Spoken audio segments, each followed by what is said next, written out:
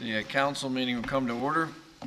It's Tuesday, January 22nd, 7:10 p.m. First item of business is our invocation and our Pledge of Allegiance, so please remain standing.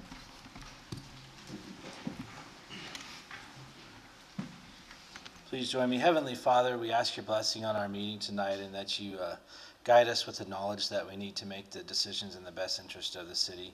We also thank you for allowing us these freedoms to gather here tonight and and have these meetings and have the public here and have our process work. We're very fortunate to live in a city such as Casa, Grande, and we thank you for that. And we ask that you watch over all of our citizens in the city and everywhere throughout the world, and especially those of our first responders, our police, fire, and especially tonight, Lord, our veterans. We had a nice presentation about them tonight. So please watch over everyone, guide us tonight, and we thank you. In your name we pray. Amen. Amen. Amen. Now if we have the Boy Scouts come up tonight. Yeah, if you guys want to come up, we have some special guests here tonight, so we thought we'd employ them to lead us in the Pledge of Allegiance.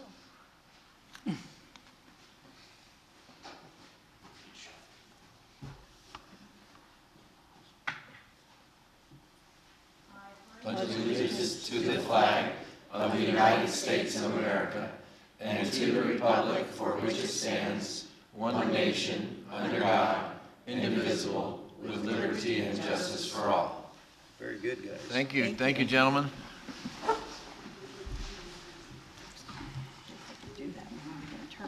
Did you do that? That's a good idea. I never got that far. I did Cub Scout. You did? Oh, yeah. Community Okay. participation. I went on Jamboree, clear back to. Carla, let the rolls show that everyone is present. Minutes. Okay, the minutes, Mayor, we have move approval of the City Council regular meeting minutes from January 7th, and that we accept for the record the Planning and Zoning Commission minutes from December 6th, Park and Recreation Advisory Board minutes from December 6th, Casa Grande Youth Commission minutes from December 1st, Police Personnel Advisory Board minutes from June 26th of last year, and Arts and Humanities Commission meetings from December 4th of 2018, as they are presented. Second. Okay, it's been moved and seconded. All those in favor signify by saying aye. Aye. Any opposed? Okay, the minutes have been approved. Item D, claims. Mayor McFarland, I move to accept and pay the claims dated January 2nd to January 15th, 2019. Second. All right, it's been moved and seconded. All those in favor signify by saying aye. Aye. Any opposed? Okay, the claims are approved. You can pay the bills, Selena. Next item is a meeting agenda approval. Does anybody have any changes? Does staff have anything you want to add, change, move? Anybody else, council members? Okay, seeing none, then I'll take a move to approve. So moved. Second. Okay, been moved and seconded to approve the meeting agenda for this evening. All those in favor signify by saying aye. Aye. Any opposed? Okay, meeting agenda is approved. No special presentations tonight. Next is consent agenda items. All items listed with an asterisk are considered routine matters and will be enacted by one motion and one roll call vote of the council. There'll be no separate discussion of these items unless a council member or member of the public so requests, in which event the item will be removed from the consent agenda item and considered in the normal sequence of the agenda. Anybody have anything you want to take off, changed, or pull out and talk about? I move approval as presented. Second. Okay, it's been moved and seconded to approve the consent agenda items. Can I get a roll call vote, please, Carla? Councilmember Elston? Councilmember Fitzgibbon? Yes. Councilmember Herman? Yes. Councilmember Clarkson? Yes. Councilmember Powell? Yes. Mayor Pro Tem McBride? Yes. Mayor McFarland? Yes. All right.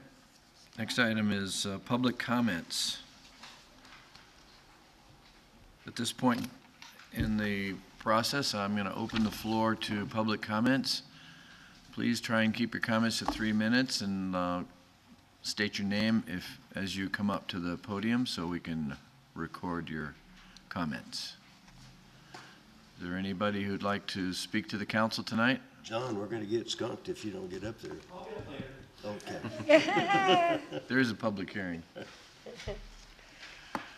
Okay, seeing no one rush to the podium, then I will close the floor and we'll move on to item the awarding of contracts. I-1, considering ordinance number 3118. Mayor and members of council, tonight staff recommends that you approve the use of a CDWG contract with the City of Mesa to purchase replacement computer hardware and original equipment manufacturer software in an amount not to exceed $128,500. In accordance with the strategic plan, we're bringing this forward as it ensures that infrastructure, including technology, is managed in an efficient and effective manner that is fiscally responsible. You may recall that this is the second part of a 3-year plan. It was approved in the first year as a CIP and the second year as a CIP. Our intent is to replace all of the computers, desktop computers within the city before 2020, which is when the end of extended support for Microsoft Windows 7 occurs. We're trying to beat the clock. If we are unsuccessful, we would lose the ability to use a lot of our specialty software, CAD RMS, be in compliance with the CGIS and things like that. So our goal is to make sure that our fleet, if you will, of computers is consistently deployed and up to date. This will establish a sustainable 5-year plan. So although we're replacing all the computers within a 3-year period, we anticipate them lasting 5 years. So we'll be able to anticipate recovery costs, and they are warranted for that 5-year period. We are practicing an equitable deployment across the department, so based on need. As we pull computers out of the field, we're assessing those on a case-by-case basis. If there's some life in them, we'll redeploy them where we are not yet able to replace those computers, or if they're not usable, then we actually pull them apart and salvage them. And so, again, this is really intended to be the second phase of a 3-year program to do the replacement of our desktop computers. And with that, I'm happy to answer any questions. Matt? We got a comment. We did this in the CIP a couple years ago, and I think it was James from IT department came in. Get the heck out of us, talking about if one server, whatever thing went down, then our whole system would go down. So at that point, it really, it's a technical term. Yeah, give it, Mel. Yeah. And so, but he really, he really enforced the importance of keeping up with this infrastructure. And in this day and age, I mean, without our internet went out at work today for 5 minutes and you thought the world was ending. So, I'm glad to see that we got this in the CIP, and I hope that we put it kind of in the replacement type plan in the future so that we're always updating, because this is something planned obsolescence from the manufacturers, but it's so important to our infrastructure. Any other comments, questions? Thank you, Selena. Welcome. All right, I'll entertain an ordinance number, please, Carla. Ordinance number 3118, an ordinance of the council of the city of Casa, Grande, Arizona, accepting a bid from Government LLC for the purchase of mobile technology hardware and software, authorizing the expenditure of public funds in an amount not to exceed $128,500, and authorizing execution of a contract with or purchase order to CDW Government LLC. Mayor McFarland, I move for the adoption of ordinance number 3118 as presented. Second. It's been moved and seconded. Can I get a roll call vote, please? Councilmember Huddleston? Yes. Councilmember Fitzgibbon? Yes. Councilmember Herman? Yes. Councilmember Cortson? Yes. Councilmember Powell? Yes. Mayor Pro Tem McBride? Yes. Mayor McFarland? Yes. Okay, we'll move to item I-2, consider resolution number 5155.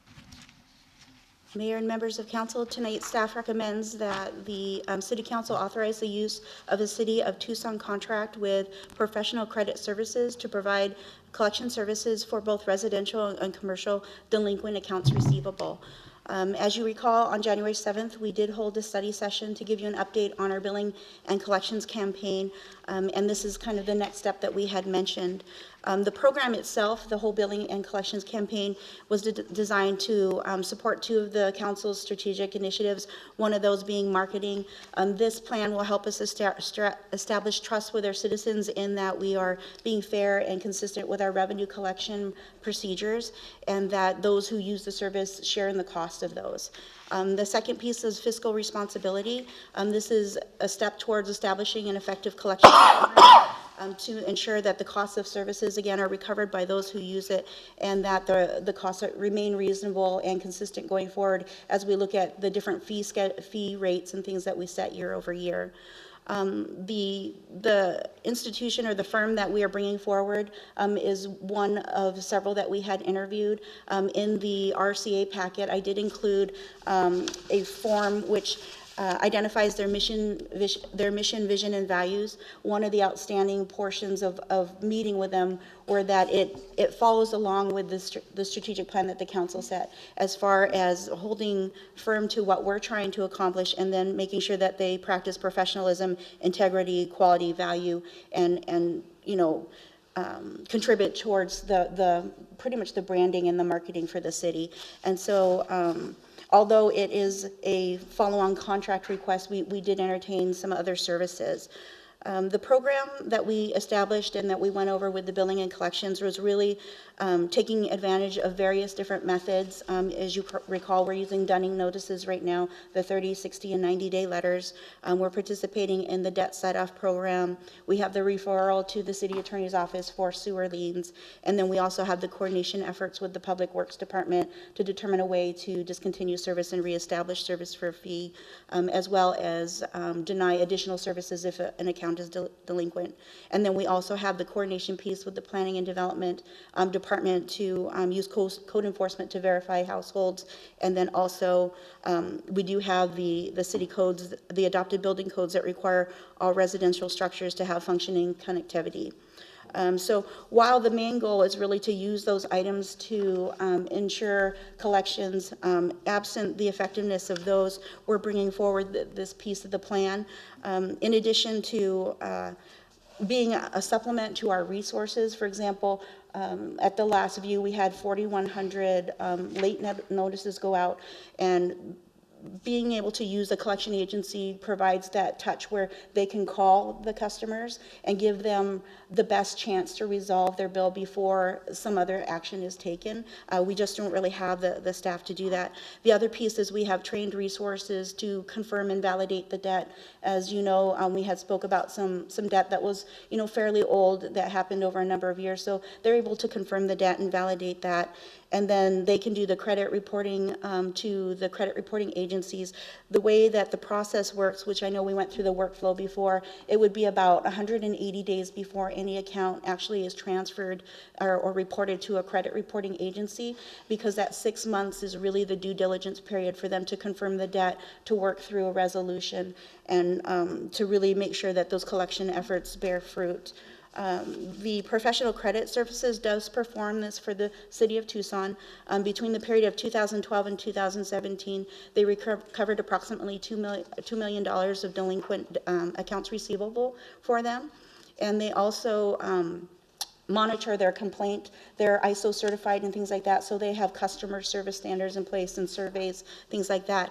And out of 50,000 accounts that were surveyed, there was 99.95% complaint free. And so that, again, was one of the things that was attractive to us when picking a partner. And so kind of with that, I'm happy to answer any questions about the program or the agency. So then can you remind us, what is our percentage take on, if we hand it over to a collection agency, what do they keep, what do we keep? 21% on one of them. Yeah, so if we follow on the Tucson contract, if a account holder owed us $100, we would actually, the collection agency would charge 18.5% on top of that, so they would collect $118.50. They would keep the $18.50 and remit the $100 to us. Okay. So we get a full return. That's correct.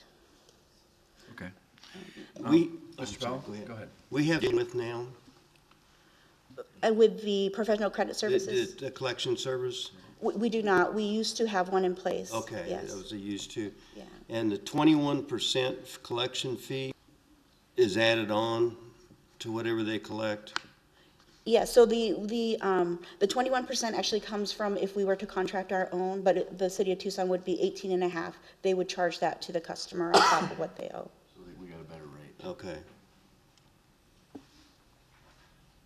I want to make a couple comments, because this has been an issue that's been kind of plaguing us for a while. And I'm sure it started out as a small thing, but it's a big thing. I asked Selena to do a little research, and so monthly residential billing is $56.85. $23.15 of that is sanitation, so that's your garbage. $33.70 actually is your sewer bill. Okay, so it's $33. The number of accounts that are currently past due are 4,426 residents. Okay, that's residential houses. Now, qualify that, because those 4,000 may not exist anymore. They may not be in town anymore, and they may be gone. In fact, I'd bet half of those are probably may not be collectible. But they're still on our books. The number of accounts that have paid in full beginning of the campaign since we started this, how long have we been doing it now? 2-3 months? Mm-hmm. We started in October. So there's 15,7 accounts that have paid in full, and that's resulted in 57 accounts okay. that have paid in full. That's resulted in $107,000 in receipts, the money that we received. So because they paid in full, we forgave the back, charges. So the back charges were $61,000. So we basically just wrote off those charges. The number of accounts that have entered into a payment arrangement since the beginning of the campaign is 129 accounts. If they all pay and make all their payments, then that will we will collect $322,000 in past due debt, and we'll have to write off about $35,000 in fees. So I think it's a good program. I think it's the right way to go. This part of it is just one more tool in our belt to try and encourage people to pay or contact us and work out a payment plan. I mean, Selena's group will work with anyone who's delinquent or is having a problem. So just give us a call, though. That's the important thing. This doesn't include any of our commercial property. There's another 121 businesses that are back or past due, and those 121 commercial accounts account for $376,000 in past due. So we need to get this fixed. And again, this is just this piece we're voting on right now is just one tool in the belt. Selena's group's already started the first part of this, which is to try and, this part of us is a utility, and as a utility, it's very difficult for us to try and collect this money. So we need to try and use. If they've moved or gone. Right? Yeah, if they've moved or gone, although the collection agency could go after them, so there is some possibility that they could, find them. Lisa?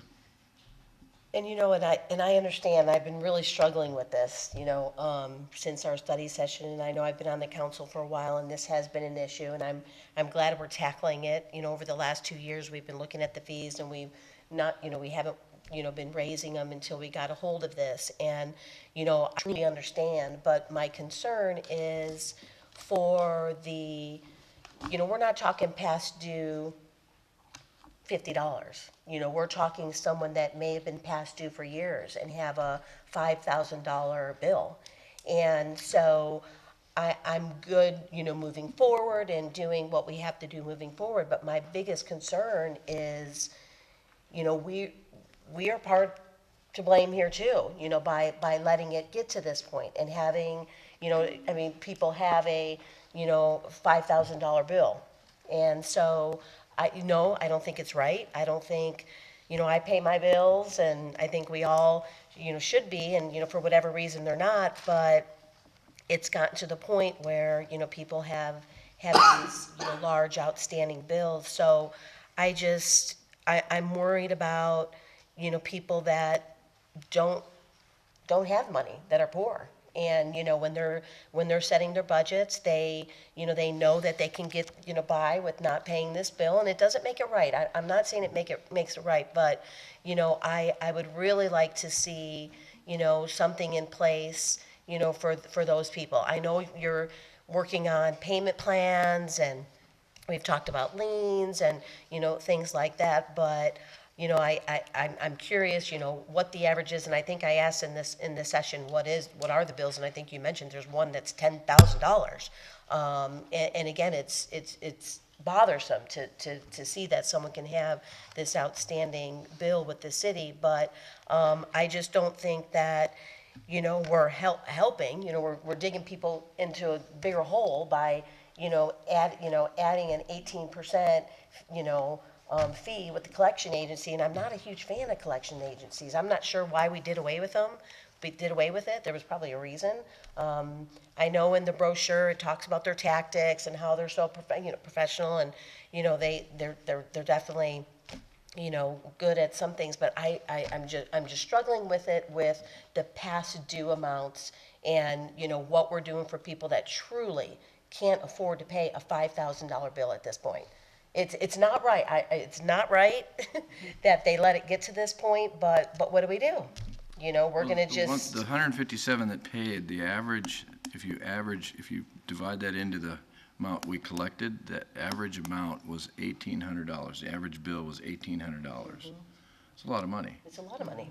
Especially at, $56 or 86, whatever it is, our monthly Right. receipts. In fact, I think I figured out it was like 3 years of not paying your bill. I mean, at some point in time, you have to pay your bill. No, I get it. I get it, but I'm just worried about those people. I think if they call Selena and talk to them, they'll work out a plan. In respect to what Lisa said, I guess for clarification, up to this point, if we have had folks that have been that delinquent, have we had the opportunity to suggest resources to them in the community, like Cara or some of the other agencies that offer assistance of any kind? Some of them we have, and a lot of times we'll work with them. So when we enter into a payment arrangement, generally what we do is for lack of better words, we kind of move it into a different account number. And so, like, a lot of them know that they can't pay it all up front, but we set it aside, and then it restarts the payment on that piece plus their current bill. And so that allows them to slowly catch up. So if they can't pay it in 18 months, it depends on the circumstance on what we can offer, but we kind of put it in a new account number, if you will, and then they can make current payments on that plus current payments on their current account. And so in that instance, they wouldn't be turned over to a collection agency because they've entered into an arrangement that's acceptable. And then as long as they remain compliant with those, then, they can continue to pay on it. That might ease some of your concern as well. My understanding is that the prior collection agency that we used was local and left the market, so they left town, and so we just didn't replace them at that time.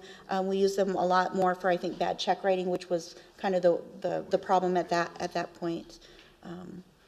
So when you say depends on the circumstance, so do you have something like in writing that says what that circumstance is? I mean, are you pretty flexible with this? I mean, is there, are they showing their income and things like that to show you that, look, I'm really trying here, but this is what I, make, and my bills and that kind of thing? As in most instances, if they're on fixed income, they bring that in to show us, and then they want to have the conversation.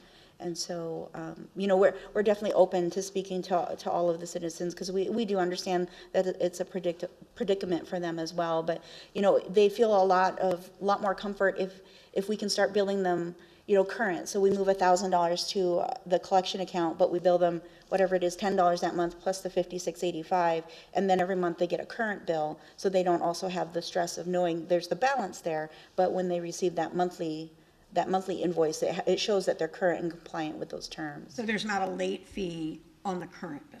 So we're suspending it if they, that's correct. Exactly. Because it's moved off, so it doesn't continue to accrue. To accrue. Right. I didn't hear anything here at all that we were using hard tactics to go after anybody. I heard from the start of presenting this that we were giving them 180 days before any reporting and all. It sounds like we and your department have done everything. But I have to say too, is I think it's very easy for people to say, oh, I just won't pay the city because what are they going to do to me? Right, there's no And repercussions. I'd be very interested to know how many of those people do. And you know what? It's not fair to the rest of our residents and to the other people that pay. That's my point. Because if we can't pay our bills, then what are we going to do? And,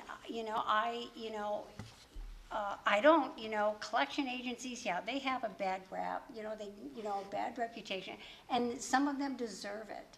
But from what I'm hearing, you're using every effort to make sure that it's being done well and that you're having people come in and all. And I just, I don't have a lot of sympathy. I just don't. If you can't come in and we've made those offers, you've gotten those things through the mail, and if you can't walk into our finance department and say, work with me, here's my income and that, then you know what? Pay the piper and help the rest of our residents so that we're not having to make up for what you're not paying. Anybody else? Mr. Powell? On apartments, does the facility pay the fees and then bill the tenant or the people that are they're living there? Or does each apartment have a separate bill? We have a blend, so a lot of times it's up to the landlord-tenant agreement on whether or not they include the utilities. And so if there's a separate meter, we can bill, well, actually, it's not a metered service, but it depends on the landlord-tenant agreement. Sometimes, for example, we had someone come in the other day because their tenant was delinquent, and they asked to pay that piece, and then they're adding it to the rent. And so. So is the landlord responsible if someone's paying directly but don't pay it? Does it come back to the landlord, or, if the tenant moves and they're gone? So there was a change in the statute, and so I think in the past we had reverted to the owner, and now we don't do that. So we actually continue to pursue collections on the tenant, particularly if we have a signed application for service in place. What extent will we go to on collections? I know liens, if somebody owns a home, if they don't own a home, that becomes more problematic. And I'm just curious, how they go after people. They sue them and take them to court, or? They can use small claims. They can use garnishments.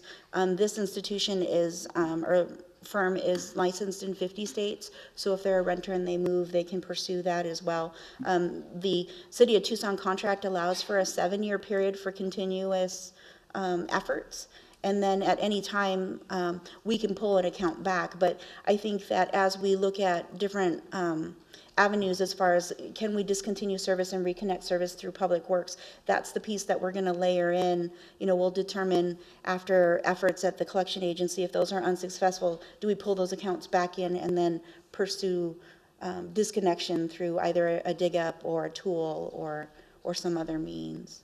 And so it's nice that the contract is fairly flexible as well, so we can cancel within 30 days. So if they don't perform to our standard, or we don't like the way the program is going, we can actually, the exit clauses that we can give them notice of cancellation for 30 days. So it's a fairly flexible program.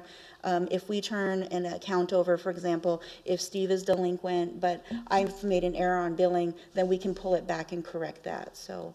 And that's really what that first 6 months is for, those due diligence items to make sure a debt is valid. The company that calls in the city, we're trying to make sure they're civil with the people that they talk to on behalf of the city. And, I mean, some of them that call up just threaten you, we're gonna come take this and that from you and all kind of stuff like that. And I know it's a ticklish thing, but I assume from what I read that they do practice civility, although they can be strict about it and say, either we receive something or we go to court on it, but Absolutely. nobody's gonna come with a baseball bat and break your knees. No, sir. Matt? One other thing is this procedure allows them to garnish the tax returns, right, from the state of Arizona? So we'll be doing that separately ourselves because we are participating in the Arizona Debt Set-Off Program. Okay. And so we'll recover those should a customer have a refund. Because that could be another way to kind of go along with that, is it's not money, you're not taking money that they already have, but if they get it back. And I see what you're saying, but, I think the biggest thing is communicate. If you just communicate with the department, though, you haven't turned anyone away, have you, that wants to make a payment agreement? We have not. Of some, so that's the big thing. But on the other hand, people are saying, like Mary said, what can you do? What are you guys gonna do? Now, here's what we're gonna do. We can turn you over. So I think it's the best thing, best of both worlds, to be civil, but yet have a little bit of tools to. I had a concern of when and if it proceeds to a civil suit, and if I heard you correctly, we're going to turn that level over to the collector. They'll file the civil suit? So it would only be at our approval. So things like settlements or legal action, that would all come back to us for review and approval. So they wouldn't file a suit or pursue any legal action without our review of the file and determination. Okay. Just for what it's worth, I think it's a great interim step, and it's certain to hurt a lot less than immediately getting a lawsuit and a lien. So I'm all in favor of it. Lisa? So can you explain, out of the we have, 4,000 late notices that have, over 4,000 that have gone out. We've been, we executed again in October, and we're in January. Do you really think we've given it ample time? Because you talked about communication, Matt, and since this has gone on for years, and I get, you guys, I mean, I understand, being fair and everything, but sometimes it's tough to get that message to people and for them to understand that this is a serious thing, that this is happening. So for, 2 months' time, I mean, is that really a fair amount of time to execute against this? I'm fine having this tool in the toolbox, especially moving forward, and so people know, after 180 days, they have all this time. But again, my biggest thing is going back to someone having $2,000, $3,000, $4,000, $5,000, $10,000, bills of how we can, work with them and see what we can do. So I'm just wondering, do we really have to do this at this point, or can we give it a couple more months to see it, to try? We have 127 people out of 4,000 that have come, with payment plans. So would communicating with them, a couple more months just to make sure, and then move forward. I just want to see if you've thought about that, and if you really think this 2-month period, even though I know it's been going on for years. It's actually 6 months before it starts, right? It's 6 In the months. contract. They won't do anything till it's 180 days. Oh, I thought you said it's 180 days after, once they get but they've already have past due, so they already have all their past due. So I thought it was 180 days for the new past due customer, or new, or are you talking about all the back pay? Yeah, so Back- we're okay. working all the current accounts for 180 days, and then that's when we'll start to Before it send even them goes. over, and then they'll work it for another 180 days. Okay, so I misunderstood that. Plus I another thought- month for the cure period, probably, or for the ordinance? So 180 days, Oh, okay. Oh, yeah, no money. okay. Any other questions from anybody? Comments? Okay, then Carla, I'll entertain a resolution, please. Resolution number 5155, a resolution of the council of the city of Casa Grande, Arizona, accepting a proposal from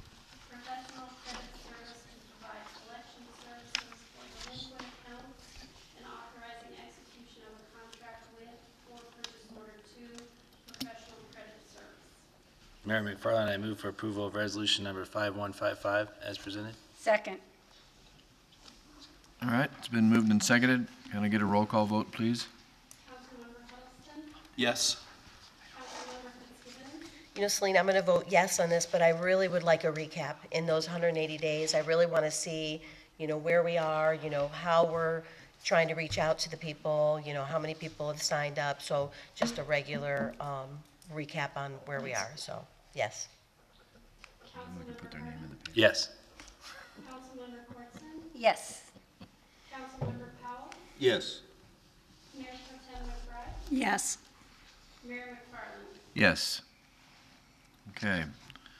We'll move to item K, which is ordinances, resolutions, and other matters requiring action by the council.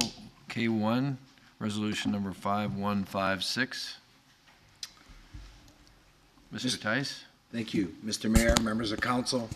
This agenda item involves the consideration of a resolution and an ordinance that would regulate the placement of small wireless cell facilities in the public right-of-way. I'm going to ask James Gagliardi to make the presentation, as he was our staff person who worked with the city attorney's office in developing this proposal. Good evening, Mr. Mayor, members of council. What's in front of you this evening is consideration of an ordinance and a resolution that pertains to allowing small wireless telecommunication facilities within the public right-of-way. Now, where we left off with that is staff was in front of you about a year ago in a work session discussing a proposal that we have to amend the city code to address wireless facilities both on private property as well as within the city public right-of-way. However, there's recently been adopted state law as well as an FCC declaratory ruling regarding removing barriers to wireless companies and allowing them to go into public rights-of-way. Essentially, as cell phones have gotten more modern, the networks needed to serve them into the 4G and 5G networks. It results in smaller wireless facilities. It's not the large antenna array that we're used to. The network concept is much smaller, and they utilize light poles, traffic lights, utility poles to deploy that network. And it's treated really more like a utility, and oftentimes it's rights-of-way where you find other utilities. And so essentially it helps level the playing field. And along those lines, regarding what are small wireless facilities exactly, the city has already been approving them by policy. There's one right in front of City Hall on the traffic signal. And then there's a number of them on city street lights throughout town. A couple of other examples is along power line poles, which isn't a city utility, but the power line poles are within the city right-of-way oftentimes. And so there's an ability for co-location of the small wireless facility on those as well. And the city has been doing it by policy for a number of years, and we have about 10 examples of where we've entered into lease agreements with wireless companies and have accommodated placement of these facilities. The new state law, however, as I mentioned, helps remove the barriers that some municipalities were putting on these companies. And so what the new state law pertains to is that there shall be no zoning involved when a facility is proposed to go on to a traffic light or street light or utility pole within the right-of-way. And they're allowed to be 10 feet higher than surrounding utility poles, but no higher than 50 feet. And it also speaks to the maximum antenna and array size. It's not allowed to be larger than 6 cubic feet, because the idea is they are really truly small. with the maximum size counting the associated equipment at 28 cubic feet. The other component that the state law speaks to is it streamlines the review time frame. Since zoning really isn't a process, it requires it to be basically administrative, and it streamlines the review time frame to about 60 days. And then it also establishes maximum fees. The reason being is some municipalities were charging thousands of dollars, and it really wasn't fair to various wireless companies. And so it sets a maximum in terms of how much municipalities can charge. It also allows new poles to be used to support the wireless facility, but it would have to be, the replacement pole would have to be in the same likeness as the pole in which it was replacing. So take, for example, the signal light in front of City Hall. That's a new pole that was provided to be able to support the wiring and so forth for the small wireless facility. Now, cities are allowed to impose a limited number of standards, such as spacing, appearance, and procedure protocol. And for example, on this picture, the street lights by policy are spaced 300 feet apart. So if a wireless facility wanted to use this existing verticality to place a small wireless facility, they would not be allowed to put a pole in between those poles. It would have to still maintain the spacing. The other thing that this graphic shows is that they wouldn't be allowed to increase the height beyond 10 feet of what you see in the photo, so that it helps blend in that facility. It's really designed to help not stand out. And the city's already been doing a pretty good job ensuring that it doesn't stand out. These are some various examples throughout the community of small wireless facilities we've already approved. And you know, a lot of these don't really catch people's attention because it blends in with the existing utility infrastructure that's already in place. As a companion document that would be considered by resolution would be a document known as the Public Works Standards and Requirements for Small Wireless Facilities. It delves into the more technical requirements. So, for example, when a wireless company goes to replace a traffic signal, there's some real technical procedures that they would have to implement in terms of putting on all the traffic lights back to what the city requirements are, making sure there's still a walk button, all the associated equipment so that the signal light can still function as a signal light while also accommodating the small wireless facility. What the companion document would also speak to is ensuring that the facilities help blend in with the existing environment. It talks about when you do an equipment cabinet, for example, you have to, in general, match the color of surrounding infrastructure or walls. A successful example of this is the utility cabinet, or the equipment cabinet rather, that's in the alley downtown off of Florence Street. The wireless carrier painted the equipment cabinet to match the wall there adjacent to the cabinet. And as you see, there's a mounted antenna on the street light along Florence Street. And that was able to be accommodated by policy, but basically what we've done is we've created an actual companion document that standardizes those requirements. Regarding the stakeholder process, we did send this out for review and comment by the various wireless industry stakeholders. There was not a lot of feedback regarding the proposal for facilities within the right-of-way, mainly because the city worked with the author of the small wireless facilities document for the city of Chandler and the city of Phoenix, so the wireless companies were were basically familiar with what various municipalities were incorporating. We also worked with City Public Works staff to ensure that what we were requiring would help be compatible with their procedures, and we also worked with the city attorneys on the ordinance. So city staff recommends that the city council adopt the small wireless facilities ordinance and resolution.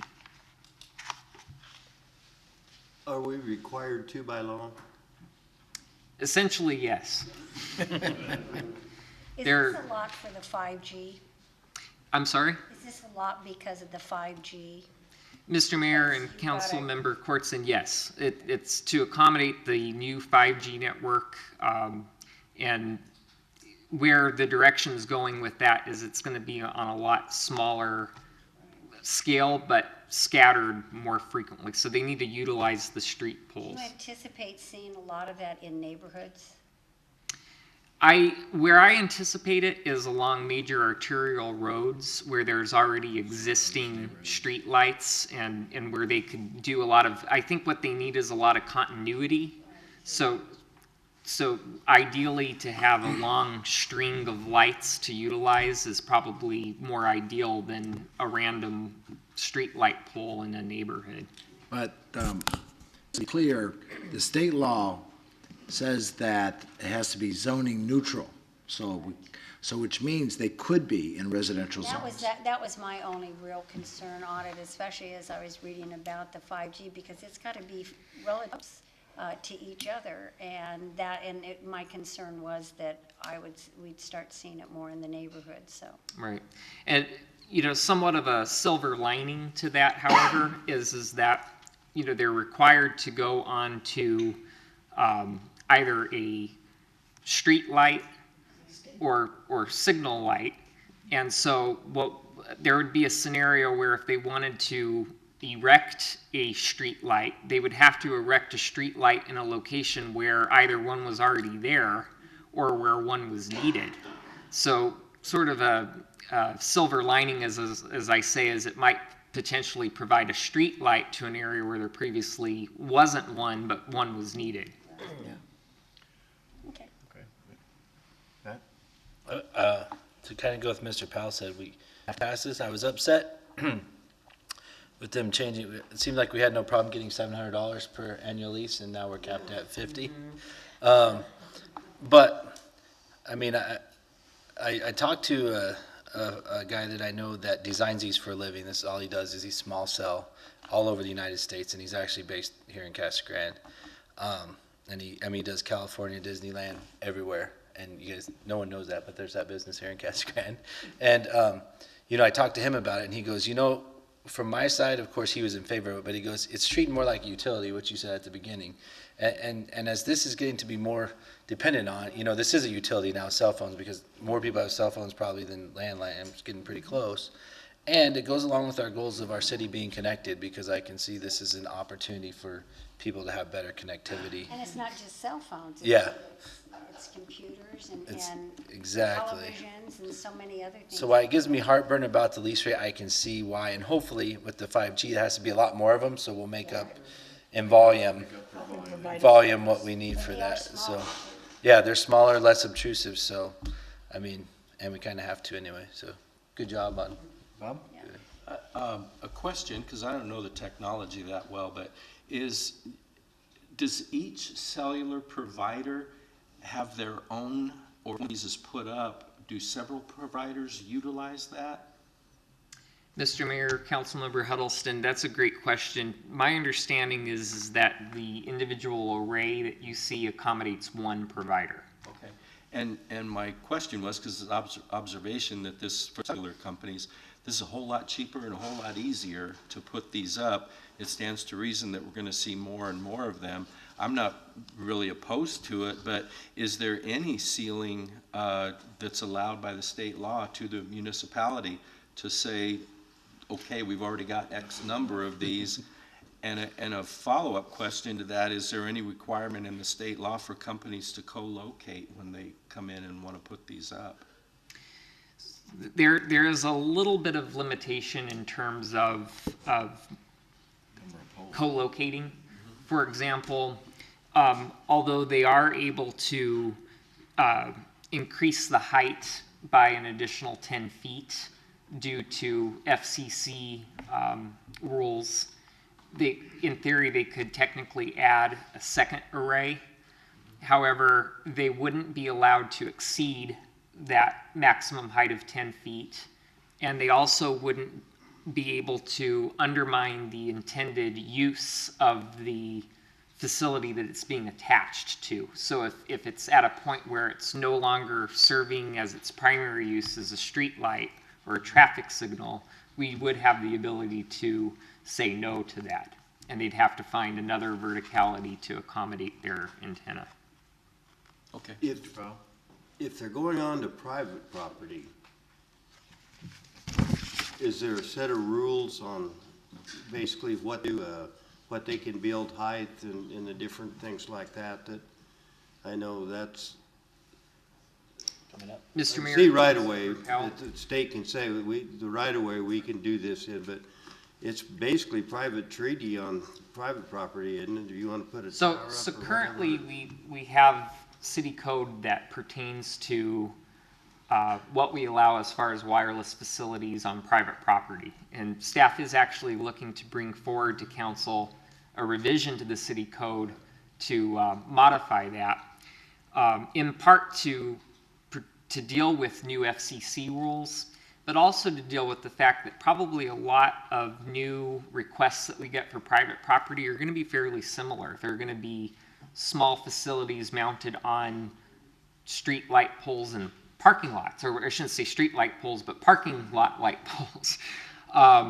So there's going to be probably a change in how we think about where to allow wireless facilities on wireless property. Right now, we already have certain zone districts and certain heights and setbacks that wireless companies would have to adhere to. On private property, does the owner of the property have a say whether they're going to put a Yes. windmill or a tree or whatever out there? Then I assume there's statutes on how big they can be or how tall or whatever. Right now, what is restricted for local jurisdictions is we have to allow modifications up to a certain height. So if there's an existing wireless facility on private property and a facility wants to modify it somehow, on private property, they're actually allowed to increase the height of that facility by 20 feet without going through any sort of special zoning approval. The city does have the ability to require stealth measures, to camouflage it, and we would work with the property owner to arrive at what the best method of concealment would be. In some places, it would be more appropriate to do a windmill. In some areas, it'd be more appropriate to use some other type of concealment. So we would work with the applicant for that. That's in areas where a conditional use permit would be required, where it's encouraged for them to do a camouflaged facility. They also, the property usually gets some good rental on that, don't they? Mm-hmm. Yeah. Yeah. Anybody else have any other questions or comments? You did a good job on this. Thank All you, right. Jim. Thank you, Jim. Okay, then I'll consider a resolution number, please. Resolution number 5156, a resolution of the Council of the City of Casa Grande, Arizona, declaring as a public record those certain documents filed with the city clerk and entitled City of Casa Grande Design Standards and Requirements for Small Wireless Facilities in Rights-of-Way, and 2018 City of Casa Grande Public Works Standards and Requirements for Small Wireless Facilities within the public right-of-way, and providing for the amendment of the Public Works Standards. Mayor McFarland, I move approval of resolution number 5156 as presented. Second? Okay, then we're going to consider this other one under separate consideration. even though it's, This one has both a resolution, which essentially adopts these documents as public records, and then an ordinance, which actually adopts the design standards as an ordinance. We do this when we have voluminous ordinances, like our building codes or things of that nature. does that need to be read into the record? The ordinance need to be read separately. After. We'll do the resolution first. Okay. And then the ordinance. Okay. All right, it's been moved and seconded. Can I get a roll call vote, please? Carla? Councilmember Huddleston, Yes? Councilmember Fitzgibbons. Yes. Councilmember Herman, Yes. Councilmember Kortson, Yes. Councilmember Powell, Yes. Mayor Pro Tem McBride, Yes. Mayor McFarland. Yes. Okay, then can I get a ordinance number then, please, on the same item number, K1? Ordinance number 3119, an ordinance of the Council of the City of Casa Grande adopting by reference a document entitled City of Casa Grande Design Standards and Requirements for Small Wireless Facilities in Rights-of-Way, establishing the severability of the various sections of this ordinance and the document adopted by reference, and establishing an effective date. Mayor McFarland, I move for the adoption of ordinance number 3119 as presented. Second? Okay, it's been moved and seconded. Can I get a roll call vote, please, on ordinance number 3119? Councilmember Huddleston, Yes? Councilmember Fitzgibbons. Yes. Councilmember Herman, Yes. Councilmember Kortson, Yes. Councilmember Powell, Yes. Mayor Pro Tem McBride, Yes. Mayor McFarland. Yes. Okay, next item is a public hearing. Consider resolution number 5154. Selena, back to you. Yes. Mayor and members of council, staff recommends that the mayor and council hold a public hearing and consider approval of the amended consolidated fee schedule. The council actually approved the fiscal year 2019 consolidated fee schedule in May 2018, and they became effective July 1st, 2018. Subsequent to that, we did bring an amendment forward on September 17th, 2018 to actually provide a tier and some decreases on the planning and development side. And so this is an additional amendment request. There are actually three components, one of them being the community services recreation fees that we spoke about during the study session, and Director Hardesty is here to speak about those should you have additional questions. The other piece is the Planning and Development Center has fees related to actually the small cell towers that we just discussed, and Director Tice is here to discuss those. And then the last one is actually for the airport regarding the formalization of a ting hangar waiting list fee, and then Director Lewis is here as well to answer any questions on those.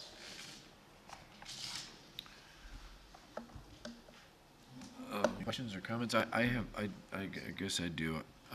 If we move forward with the fees for the rec center, can we make sure that we tie a reply back on what's a family and that sort of thing, so we can get a definition and the council can approve, at least hear or approve that piece of it? Do we need We'll have an opportunity for second, or is this the final? second read? This is Can the we do final. it with second read? This is a resolution.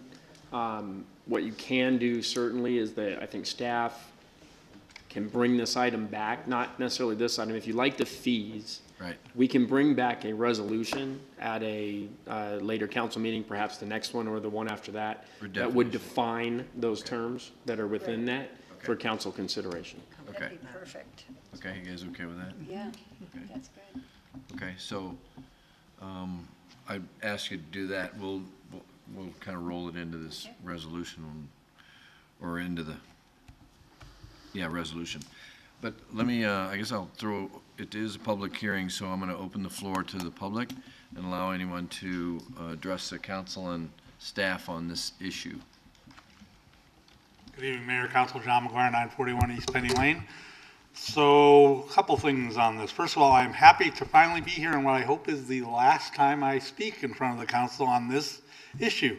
It's been 10 years that I've been standing up at this podium in planning and zoning meetings and city council meetings and pushing for this to move ahead. I'm excited, as you all seem to be, that we're finally to the point where we're close to opening. Secondly, I have done my very best to ensure that the public knew that this meeting was happening tonight and these fees were going to be discussed, and that if there was any concerns or comments or curiosities, they should be here, and they're not. So I will be strong instead in my support of the fact that we tried. So when they're upset about it later, I'm not going to have a lot of sympathy for them. Thirdly, is the mayor did just jump the gun a little bit here. That was my concern. I didn't know whether we had an opportunity to kind of hash out some of these details. I don't like approving fees without any definition. That's not something that I like too much. I trust that Mr. Hardesty has the best interests of the city at heart, but we don't want to have something change 2 days from now. So I think you come up with a solution to get that resolved pretty quickly. And then the last thing I want to mention, since there wasn't really any other public hearings to cover this type of thing, I'm going to do a little bit of the job of the people who aren't here.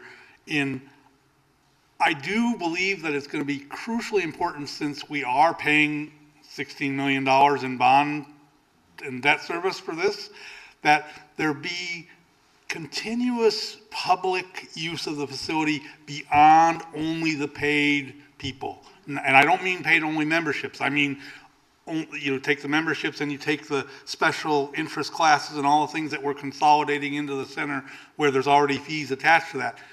I don't know whether that means we have public meetings or public events, or some of the rooms are open for people to just go in and hang out and read a book or whatever, but there needs to be some public access to this facility always, to those of the people who don't participate. To be honest with you, I'm not somebody who's going to exercise. I already had my heart attack. I'm not somebody who's going to, I'm not going to be taking basket weaving or yoga or any of that stuff. But I would like to know that I can walk into this facility that I'm paying for and sit there and enjoy the people and enjoy the facility and use it for whatever we want to without there being a cost associated in any way. So I just need to make that clear that it is a public facility that's being publicly financed, and it's important that we keep some aspect of it open to the public completely. So if you can just keep that in consideration in the future programming, I'd appreciate it. Otherwise, let's get this thing open. And the road looks good already. They're already putting the center divide in and the whole thing. So we're moving along, and I appreciate all the council's efforts. Thank you. Thank you, John. Thanks, John. Okay, anyone else in the audience? Okay, and then I'm going to close the public meeting, and I'll throw it to council. Does anybody have any comments? Mary? To go along with what John was saying is that since this bond was passed and I came on council in 2007, I always called this the community center. And that, because that's exactly what it is, and I agree with you. And so my envision, and I know with other members of the council, is that I am hoping that we do have events, that we do have special presentations and that sort of thing, and that's the go-to place. That's where our community will come together. I know we use this facility a lot. It gets used a lot. There's times where things get moved around and that. And hopefully when it's more of a community event where we're bringing people together, I agree with you very much on that. I am a little, I would have liked to have had that definition of family. Family is changed. When my parents paid $100 a summer to use the swimming pool here for 9 kids. And it was, it was in your household. Now we have foster children. We have grandparents. I know a lot of Science Center has the grandparent thing up to so many kids. So that I'm looking forward to that, and I think we've come up with a solution, but I'm excited. So. I just want to make a comment because like Mr. McGuire said, that we really, it's time to do this. But I will say that in defense of the folks that are not here, I don't know about the rest of you, but I received a number of calls and feedbacks and texts about this and about the fees. And so I think that just because they're not here doesn't mean they're they're not asking.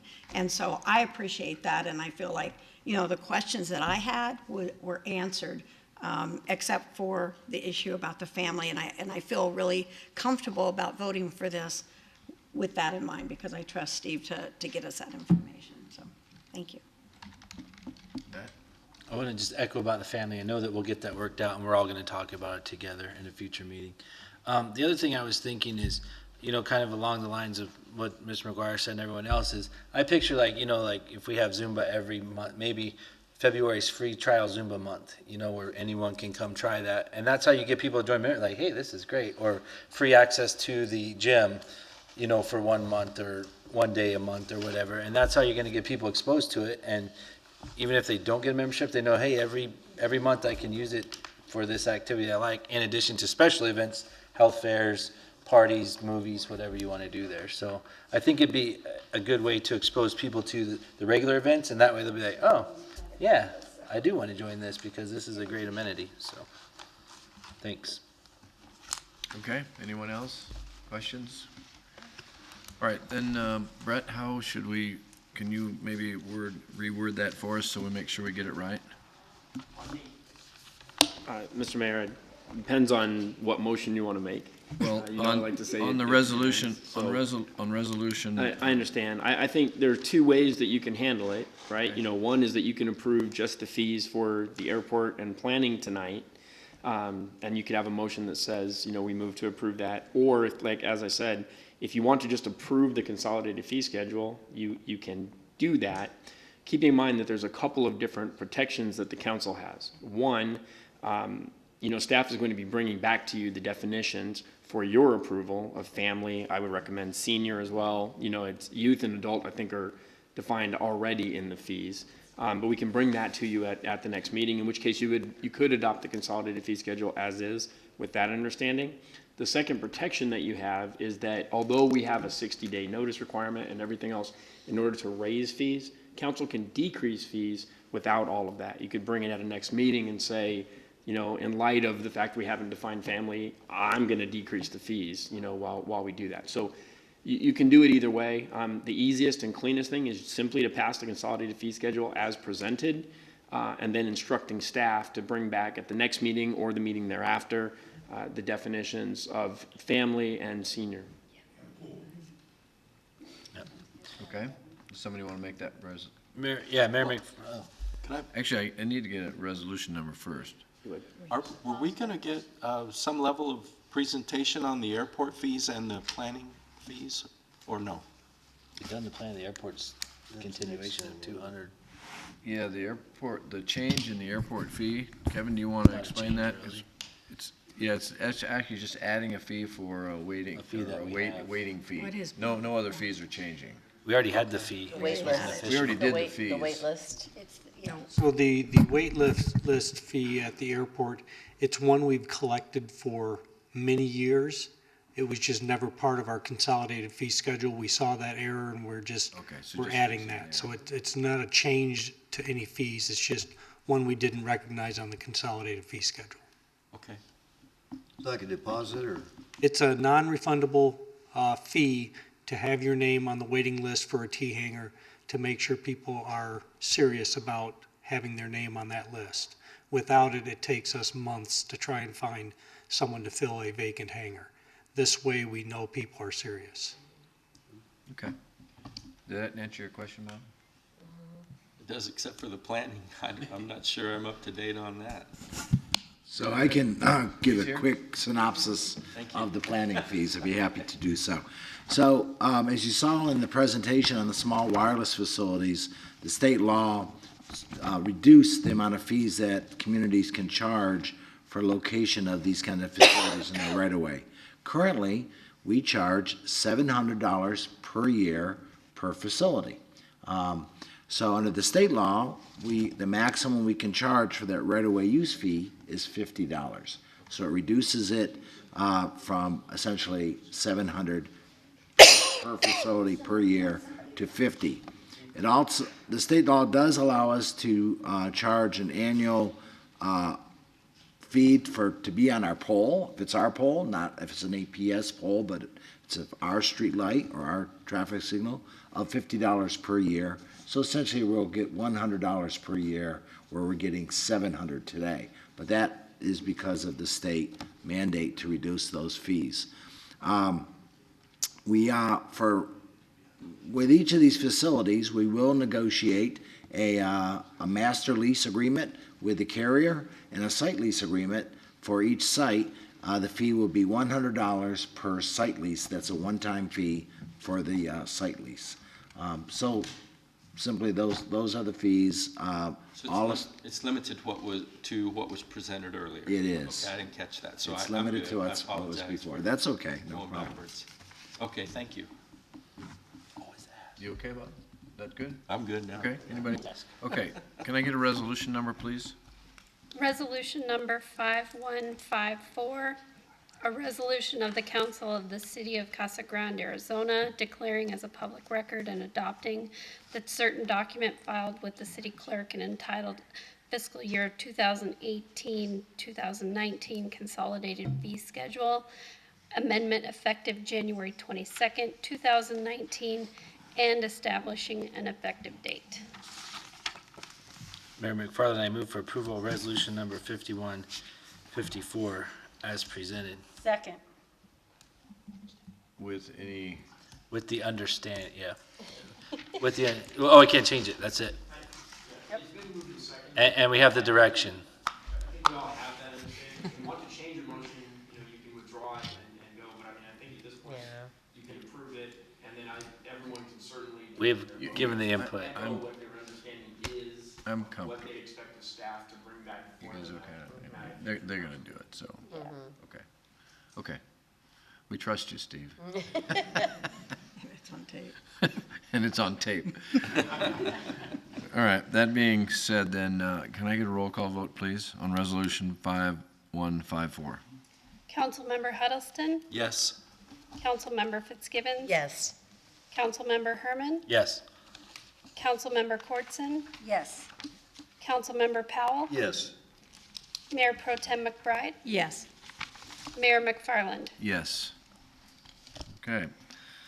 All right, then let's move to reports, item N, and we'll start to my left. Bob, why don't you start us Thank you. off? I don't know if this qualifies for a report, but it's an interesting, something that happened. We had the groundbreaking for the neon sign park, and this story kind of ties into that. So about a week and a half ago in the evening, my mother calls me and says on PBS on Horizon tonight, there's something about Casa Grande on there. So I thought, well, that'd be cool. So I watched that. And the program involved a lady that's writing a book, a Marilyn Sasbo. You know about this? And she's writing the book about Jim Garias and his photography from the Casa Grande photo shop. A very interesting program. One of the things that was mentioned by the current Historical Society director, got his name somewhere, but not on this sticky guy. Oh, Mike Sirota. Anyway, he said that the photos are in the museum, of course, but many of them are online. So I spent a little time cruising through those online, and what a perspective of Casa Grande. You look back at some of the buildings that today we consider, old buildings, and there's pictures of them brand new, as they were going up. So it kind of changed my historical perspective of the city. And just wanted to share, I know many of us have experiences with the photo, and to me, the photo and record shop. When I was a young kid, I would walk down there and order a 45 record because they didn't have everything in stock. And several days, a week later, you get a phone call that it was in, and you could walk back down there and pick up your 45. So anyway, just kind of an interesting story. Oh, and the tie-in to the neon sign park is they also said that the old sign from the photo shop is going to be in the park. So I thought, it all kind of came together this week for me. So anyway, that's my report. Matthew? All right, thanks. Kind of speaking of that, the Historical Society Museum Fund is having a benefit on February 23rd at the property. It's a Speak Easy theme. And it says invite required, but I'm sure everyone's invited as long as you pay to go. So it's a good fundraiser and it'll be a lot of fun. The street fair was a great success. I'm sure someone else will expound on that because it was awesome, good weather, lots of people. The Youth Commission is doing their Youth Leadership Day on February 2nd at Vista Grande High School. And I thought of a new public art thing we could do now if we're going to have all these little cabinets around town for these cell towers. We could get different people to decorate different clubs, different groups, different artists, and decorate each of these little cabinets. So maybe they'll blend in, but maybe they'll be a piece of art too.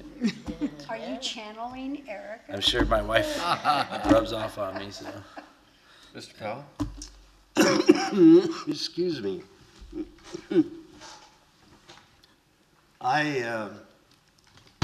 I told everybody to call you. That's why you got all the calls. They asked me about it, so I called Donna. Just a quick story about Garias. He was one of the gurus for Odomtosh, and I was acting as the director of the Odomtosh at that point in time. And the school would bring out, we'd put in extra bleachers every year because the crowds were getting big enough that the ones that were there, which were wood, and they were bridge timbers, and if you moved, you got a splinter and you're nowhere. So you had to sit solidly. But coming into the week, it started raining, and it rained, and it rained, and it rained, and radar had the storm clear out over the Pacific Ocean. And the guy that usually brought us our extra bleachers, called me and said, listen, he said, I know how bad it is. He said, if you want to cancel a deal for this year, then that I'll understand. So I said, well, let me check. So I called. I said, listen, I got a really good call. We can cancel those bleachers. He said, we're going to need those bleachers. I said, Jim, are you watching? We're going to need those bleachers. Sure as heck, Friday, about halfway through the deal, the sun came out. It was the prettiest weekend you ever saw. So I always thought there was a little bit of magic, and it's part of Odomtosh. Those words, I love those. Donna? Just a couple things. A reminder, we've got the charity auction coming up that is kind of interesting because, there's so many different events going on this time of the year. And we have the Rotary, the Lions, and Black Box that have come together to do one event. And I just love that idea of participating with each other. So I encourage everybody, February 9th, that will be taking place. And the other thing I just want to mention is that, we postponed the Leadership Academy because there wasn't quite enough participants. And I'm not disappointed of staff. I'm disappointed that we didn't have more than 10 people in our community that wanted to be part of this. So, we forwarded it on to March.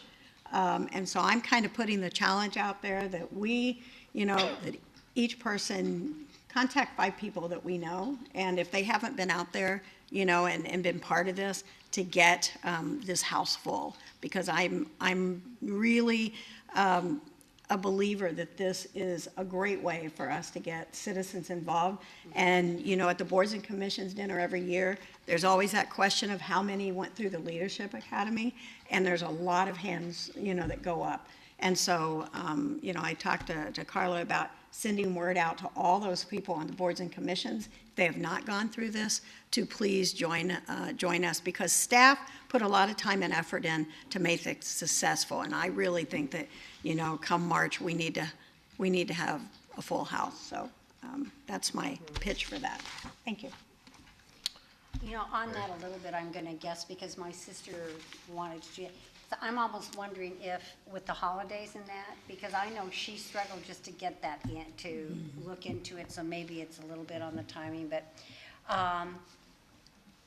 the first thing I was going to say is I'm going to be attending an all-day forum on sustainability at the end of this month, and it includes the challenges for recycling.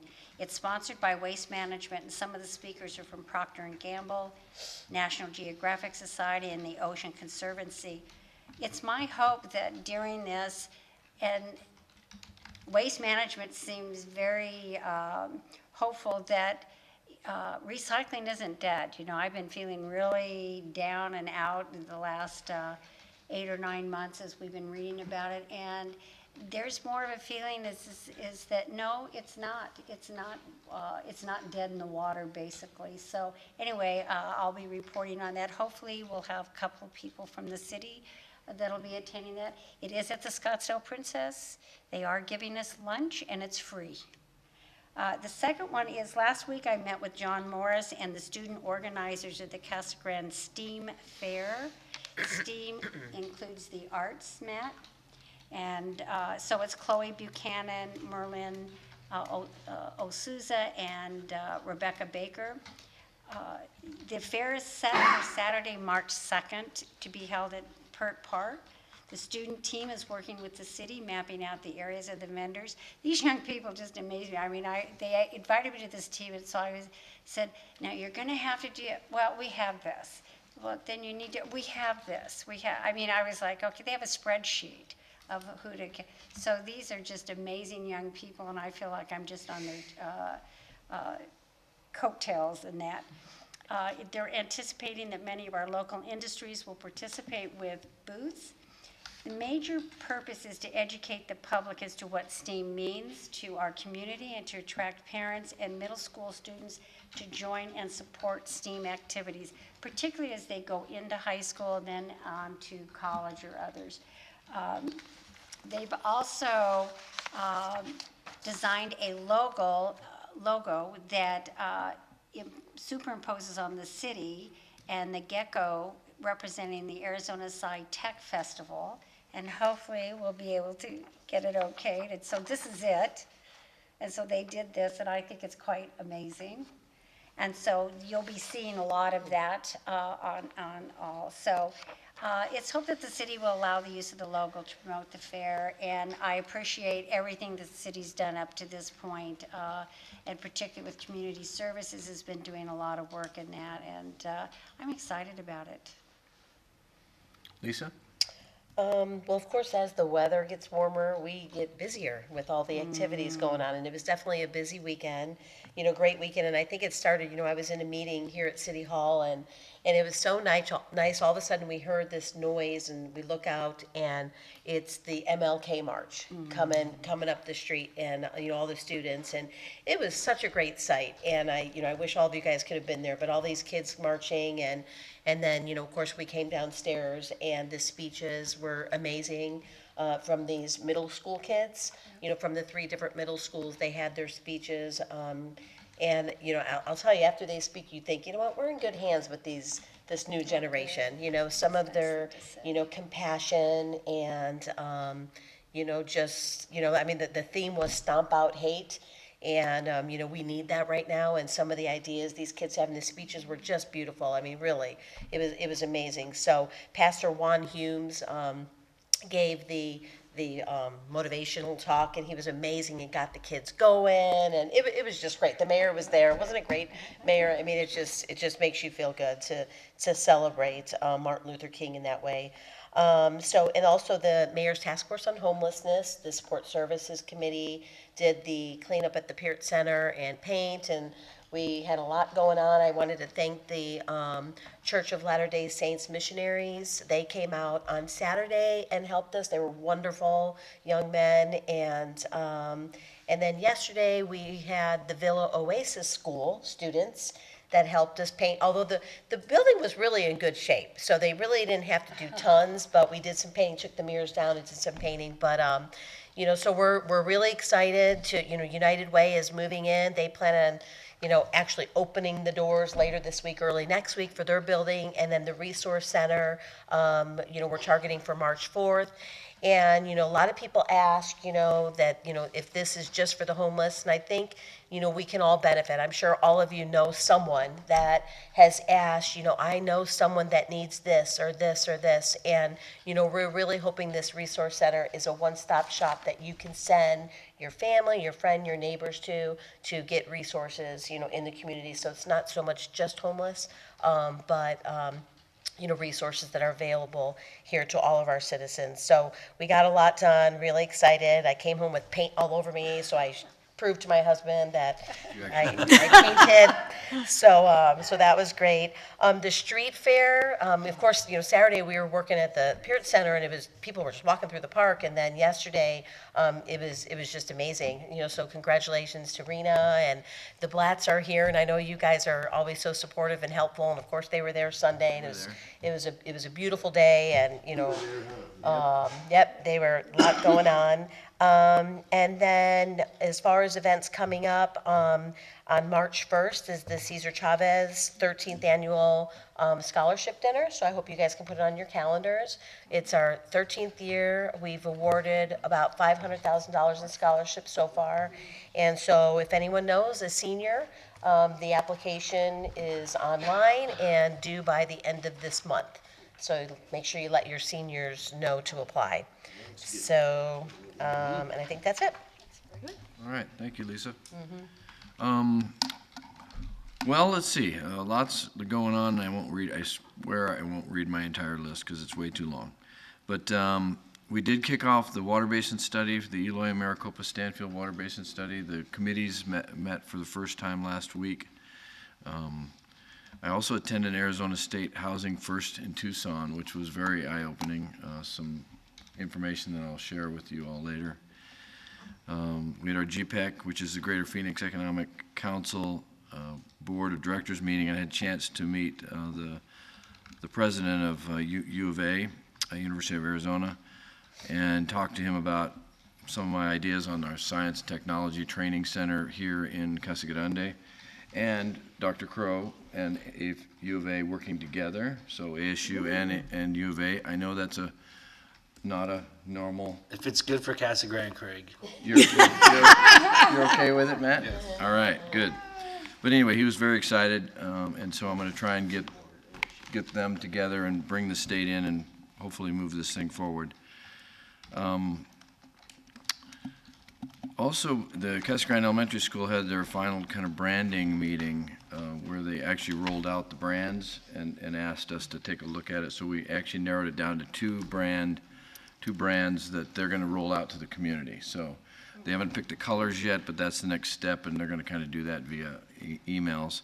But there's some pretty cool logo that they actually came up with. It's very contemporary. It also talks about moving forward and that sort of thing. I know it was mentioned the sign park. We did the groundbreaking. That should be done sometime in April of this year, so it's a 3-month process. So keep your eyes open for that. That's moving forward. Unity March was amazing. It was really, really quite good, and kudos to Jeff Lavender, and he puts that on every year. He's totally into that. The Main Street, we did just some numbers that came out of that. Saturday, they did a count at noon, and there were 5,000 people at noon. Crazy. By 3, they were down to about 3,000, and they were different people. So it was the Saturday was amazing. Sunday, not quite as busy, but you could actually see things. So Yes. it was actually a better day to go look at the booths. Mr. Powell and I gave away the awards for all the cars. They had over 100 cars in the car show on Saturday. So that was fun. Had a local champion winner. Absolutely, absolutely. And the mayor got credit for the beautiful day we had. That's right. That's right. Chamber of Commerce didn't get anything on me.